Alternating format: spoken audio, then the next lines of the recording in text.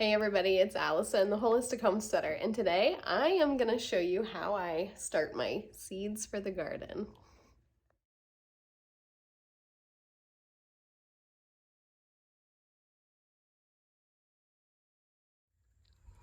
So I have all three of these grow lights from Amazon, and I just have them strung up with hair bands and hooks and a D-ring for the heaviest one. Now the heaviest one should be in the center, but because this is the heaviest one here, because this isn't real supported here in the center, I always put the heaviest light on the end. Now I had these trays left over. These are Jiffy seed starting greenhouse kits. I believe I got these from Tractor Supply. I got them last year. So I had all of these left over. Now, you will see I have two different kinds. This kind has 72 peat little chunks, and these two have 36. Now, when I read the back of this container, it actually talks about how this company uses biodegradable netting from cornstarch. So that's what these are. This is like really dried out peat or soil, and then it is coated in a type of cornstarch biodegradable netting. And what we do is we make sure that all of these peats are down into their allotted slots for all of them. And now we're gonna I have my coffee pot here just with some warm water. This isn't like hot water or anything. And you are going to cover all of these little peats with 1 to 1.5 inch of warm water. And these kits have the instructions on the back. So that's literally what I'm gonna be doing, is just following the instructions. So I'm gonna make sure these are all in their allotted slots. I'm going to put 1 to 1.5 inch of warm water on them. Then I'm gonna drain the water off that's excess after these have plumped up to be 1 inch to 1.5 inches high. But you can see just straight out the gate, these are 1 inch. So if I read the directions on these, I'd probably wait till they're even more plumped up, because that instruction is for these teeny tiny ones. 1 inch to 1.5 inches of water, and then these suckers are gonna pump up to be, excuse me, 1 inch to 1.5 inches high. All right, so that's what we're gonna do next, is just cover all of these with some water, and then we're going to get to the process of actually planting the seeds. So I filled this with the warm water that was in my coffee pot. I have Harper over in the kitchen filling the next round. You can see it's bubbling because of all of the air bubbles. We're just going to let this hang out, and you can see the soil is starting to puff all up. Once these have puffed up and they are 1 inch to 1.5 inches high, then I will drain the excess water off. And I'm going to repeat the process with these two trays as well. So I'm just using my coffee pot, and I'm just slowly adding the water. This is the second pot, and I am just making sure that all of these are good and covered.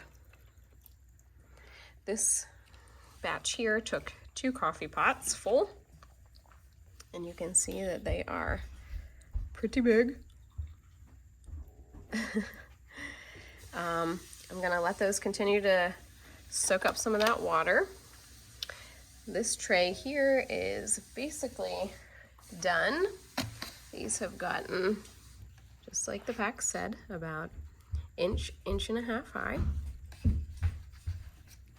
So there's not much water to drain off of these. This is pretty much ready to go, ready to be planted. You can see each of these have like a little pre-dug hole in it. I usually use a pencil. Can you find me a pencil, Harper? I usually use a pencil eraser, like an actual number 2 pencil with an eraser, and I usually poke that down in instead of using my finger, because usually so much of the dirt gets stuck to your finger, you know. So I take a pencil, I twist it down in there, the eraser side, just to open up these holes, and then I drop a few seeds down in, and then I cover it back up. I'm gonna do that once all of these have soaked up their water and they have been drained of any excess water, I am going to start planting. Now, if you guys remember, Harper grabbed me a pencil here. So all that I do is I just poke this and twist it down in, and you can see made a nice size hole for the seeds to go in. So I'm going to use my pencil to do that. If you guys remember this paper that I made from my garden planning video, I talked about how there are some seeds that I want to start inside. Well, that is what we are doing. So I know just by mathematic wise, like I explained in the other video, I have 4 different strains of tomatoes that I want to plant, and I want at least 4 of each of those tomatoes. I want at least 4 plants. And same thing with peppers. I have 3 different types of peppers, and I want at least 6 of each type of pepper. So that's gonna fit one of these big trays. I'll make it fit into here. I'll either add or subtract depending on how much I have mathematically. I believe those hold 36. So as we are right there, we're at 34. So I probably have like a couple extra tomato plants or something. Now on tray 2, if you can understand my chicken scratch here, no pun intended, I'm going to actually have my celery and my broccoli. So broccoli and celery. I have 2 types of broccoli. I want at least a dozen of each type, and I have 1 type of celery, and I want at least 18 of those plants. So then on my tray 3, so these would be on my second big tray that would only fit 36. Now on tray 3, which is this tray here, with the 72, I'm going to fit beets, kohlrabi, cauliflower, and then I'm gonna move over here to this sheet. This was my herb sheet. So I'm also going to plant on this tray here some evening primrose and some chamomile. And again, like with the other trays, just mathematically, you know, if there are extras left over, I want to try to hit at least these minimum, but if there are extras left over, then I'll just fill them with whatever my little heart desires. So after we get the seeds planted, so like I said, for actual planting of the seeds, after you have these, after you have these all pumped up with some water, they're not dehydrated anymore. You're gonna plant your seed. I use my pencil eraser, make a hole, put some seeds down in here, cover it with the dirt. Obviously, that is dependent upon your seeds that you're planting. Some seeds don't want covered up. So make sure to read the back of your seed pack to see if you have to cover with soil or if they just want to be spread across the top of the soil.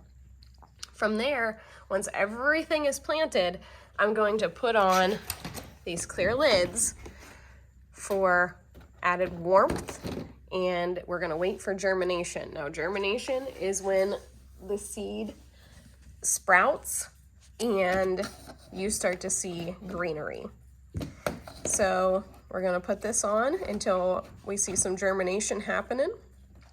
At that point, once we have actual plants poking up through the ground, we will turn on our grow lights.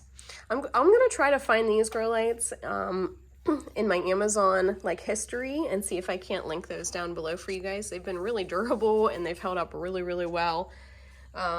This is my favorite of the grow lights because it has the option to switch between vegetative state and blooming state. So it's a little bit more high tech. It's also really loud though, so that's one con of this fan. Of this light, these fans kick in that's on the top, and they can be pretty loud. So that's probably the only downfall there.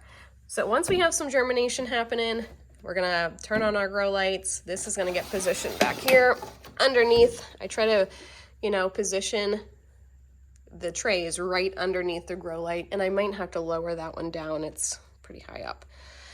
This one is the most powerful of my lights, so it will be up a little bit higher. These ones aren't nearly as powerful, so I try to keep them a little bit lower than this guy, just so I have even kind of growing heights.